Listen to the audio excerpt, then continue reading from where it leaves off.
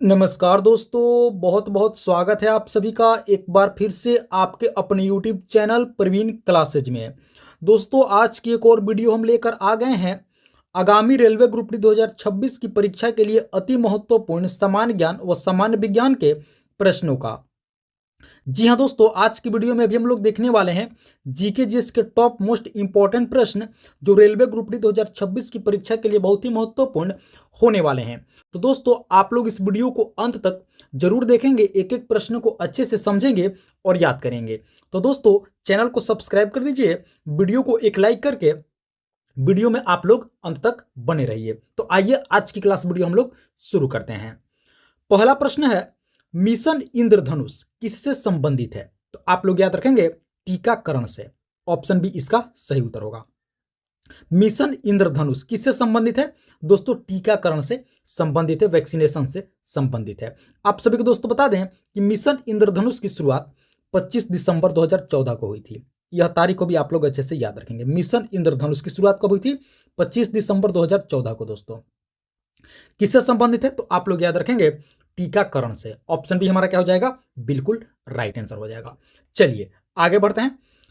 अगला प्रश्न है, सूती वस्त्र के साक्ष्य कहां पर प्राप्त हुए हैं? साक्ष्य से तात्पर्य है दोस्तों प्रमाण। बताने है कि सूती वस्त्र के प्रमाण कहां पर प्राप्त हुए हैं। तो आप लोग याद रखेंगे मोहनजोदड़ो में। ऑप्शन ए इसका सही उत्तर होगा। मोहनजोदड़ो में दोस्तों सूती वस्त्र के साक्ष्य प्राप्त हुए हैं, प्रमाण मिले हैं। सूती वस्त्र के कहां पर? मोहनजोदड़ो में। ऑप्शन ए हमारा क्या हो जाएगा? बिल्कुल राइट आंसर होगा। चलिए आगे बढ़ते हैं। अगला प्रश्न है, मयूरभंज खनिज क्षेत्र कहां स्थित है? तो आप लोग याद रखेंगे ओडिशा में। ऑप्शन सी मयूरभंज खनिज क्षेत्र कहां स्थित है दोस्तों? किस राज्य में? तो आप लोग याद रखेंगे ओडिशा राज्य में। चलिए आगे बढ़ते हैं। अगला प्रश्न है, सीएनजी का पूर्ण रूप क्या है? दोस्तों, बताने है कि सीएनजी का पूर्ण रूप क्या होता है, पूरा नाम क्या होता है? तो आप लोग याद रखेंगे compressed natural gas. Option D इसका सही उत्तर होगा। सीएनजी का पूर्ण रूप क्या होता है? कॉम्प्रेस्ड नेचुरल गैस, यानी कि संकुचित प्राकृतिक गैस। ऑप्शन डी हमारा क्या हो जाएगा? बिल्कुल सही उत्तर हो जाएगा दोस्तों। चलिए आगे बढ़ते हैं। अगला प्रश्न है, इनमें से कौन बैटरी की क्षमता को व्यक्त करता है? तो आप लोग याद रखेंगे एम्पियर घंटा। ऑप्शन ए इसका सही उत्तर होगा।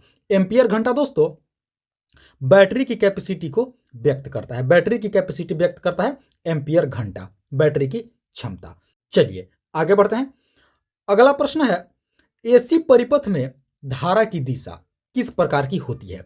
दोस्तों, बतानी है कि एसी करंट यानी कि अल्टरनेटिव करंट, अल्टरनेटिव करंट किस प्रकार की, इसमें किस प्रकार की दोस्तों धारा होती है? परिपथ में धारा की दिशा किस प्रकार की होती है? तो इसका सही उत्तर आप लोग याद रखेंगे, एसी परिपथ में धारा की दिशा पल पल बदलती रहती है। जी हाँ दोस्तों, अल्टरनेटिव करंट में, अल्टरनेटिव करंट में क्या होता है दोस्तों? इसका जो डायरेक्शन है पल पल बदलते रहता है, तभी दोस्तों इसे अल्टरनेटिव करंट कहा जाता है। आप सभी याद रखेंगे कि अल्टरनेटिव करंट में यानी कि एसी करंट में दोस्तों जो करंट होता है इस तरह से फ्लो करता है। आप यहां पे देख सकते हैं इस तरह से फ्लो करता है, यानी कि अल्टरनेट होकर के क्या करता है? फ्लो करता है। अतः हम कह सकते हैं कि पल पल बदलती रहती है, अल्टरनेट होती रहती है, ऊपर नीचे ऊपर नीचे। जी हाँ दोस्तों, तो हम कह सकते हैं कि एसी परिपथ में जो धारा की दिशा होती है पल पल बदलते रहती है, इसलिए दोस्तों इसे अल्टरनेटिव करंट कहा जाता है। आप सभी याद रखेंगे। तो ऑप्शन सी हमारा क्या हो जाएगा? बिल्कुल सही उत्तर हो जाएगा, पल पल बदलते रहती है। चलिए आगे बढ़ते हैं। अगला प्रश्न है, ब्लेडो रेगिस्तान किस देश में स्थित है? दोस्तों, बताने कि ब्लेडो रेगिस्तान किस देश में है? तो आप लोग याद रखेंगे पोलैंड में। ऑप्शन सी इसका सही उत्तर होगा। ब्लेडो रेगिस्तान किस देश में है? पोलैंड में। ऑप्शन सी हमारा क्या होगा? बिल्कुल सही उत्तर होगा। चलिए आगे बढ़ते हैं। अगला प्रश्न है, प्रोटीन की जानकारी प्रदान करने वाले डीएनए के भाग को क्या कहा जाता है? बहुत महत्वपूर्ण प्रश्न है दोस्तों। इस प्रश्न को आप सभी क्या करेंगे? स्टार मार्क कर लेंगे। प्रोटीन की जानकारी प्रदान करने वाले डीएनए के भाग को क्या कहा जाता है? तो आप लोग याद रखेंगे जीन। ऑप्शन डी दोस्तों, डीएनए का एक भाग है जीन, क्या करता है? प्रोटीन की जानकारी प्रदान करता है। आप सभी याद रखेंगे प्रोटीन की जानकारी प्रदान करने वाले डीएनए के भाग को क्या कहा जाता है? जीन कहा जाता है दोस्तों। चलिए आगे बढ़ते हैं।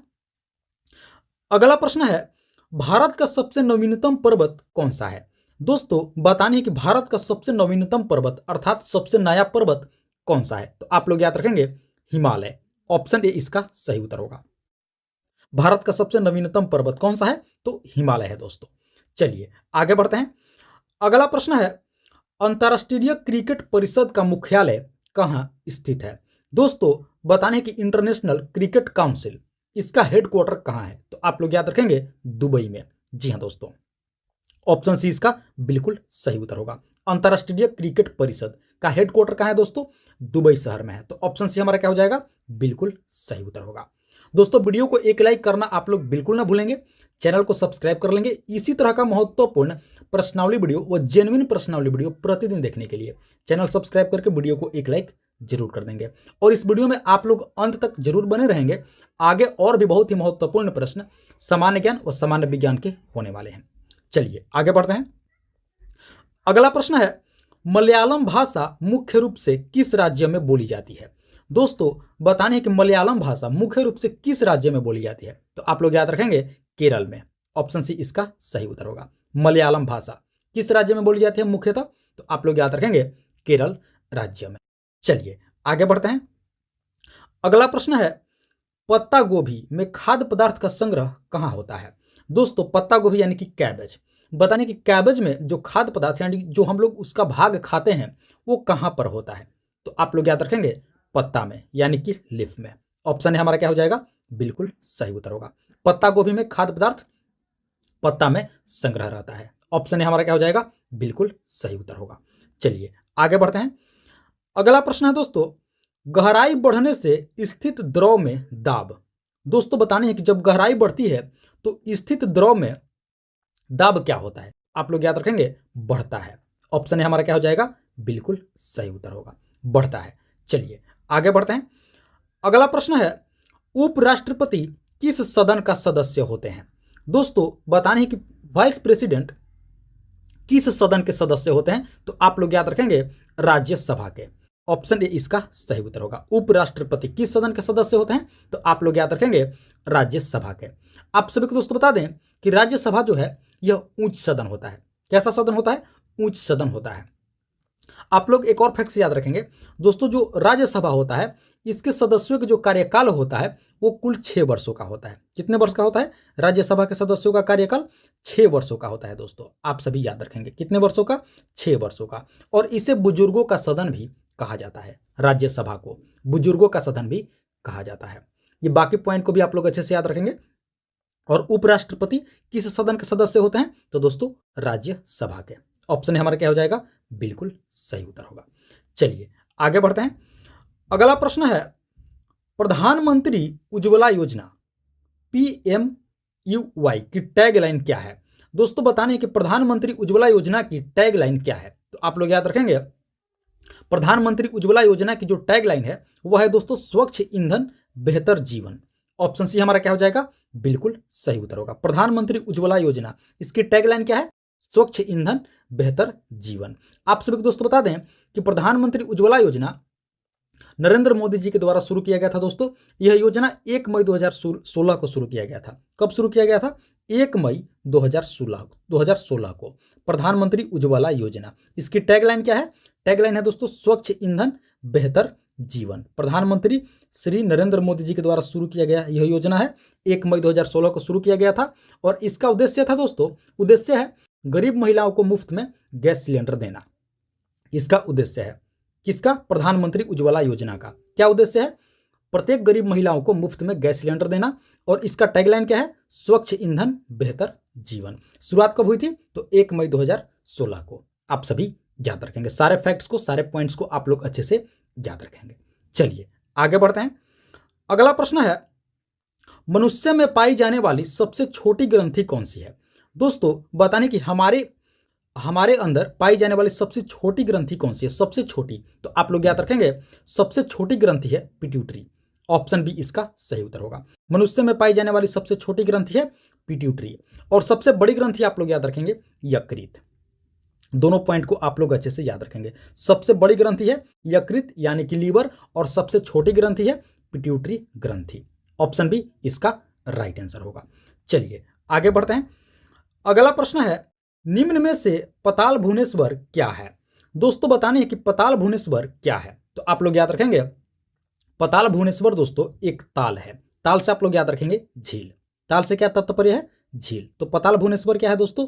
एक झील है। किस राज्य में स्थित है? तो उत्तराखंड राज्य में। यह भी आप लोग याद रखेंगे, यानी कि पताल भुवनेश्वर क्या है? झील है। किस राज्य में स्थित है दोस्तों? तो यह उत्तराखंड राज्य में स्थित है। भुवनेश्वर से आप सभी उड़ीसा कंफ्यूज नहीं होंगे। भुवनेश्वर से इसका मतलब ये नहीं है कि उड़ीसा में है। ये नाम है पताल भुवनेश्वर। क्या है? एक ताल है। ताल अर्थात झील है। किस राज्य में है? उत्तराखंड राज्य में स्थित है। आप सभी याद रखेंगे। ऑप्शन बी इसका राइट आंसर हो जाएगा दोस्तों।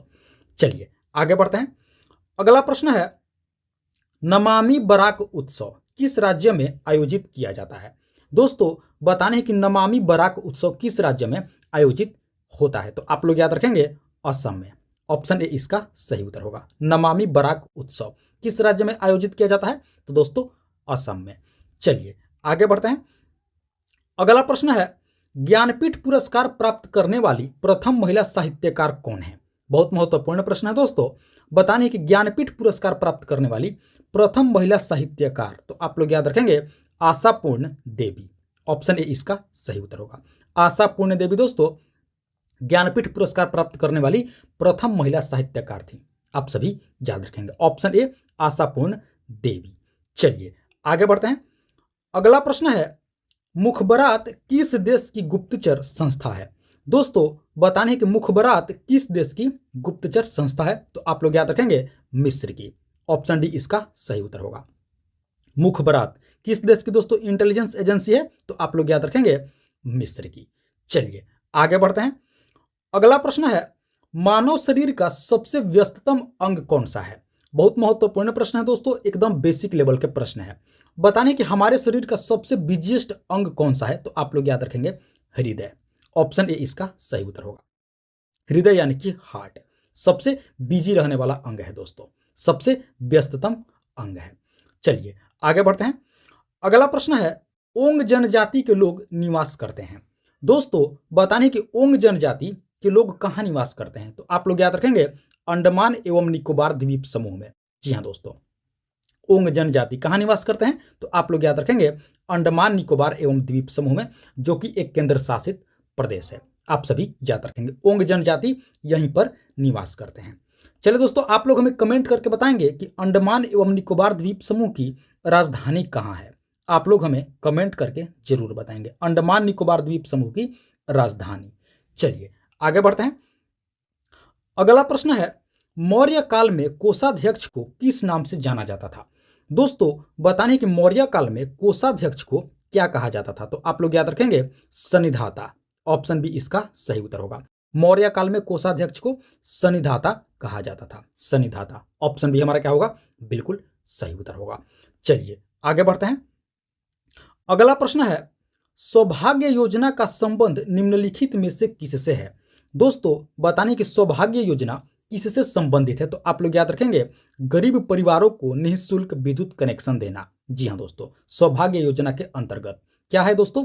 गरीब परिवारों को निःशुल्क यानी कि मुफ्त में विद्युत कनेक्शन यानी कि इलेक्ट्रिक कनेक्शन देना, गरीब परिवारों को मुफ्त में।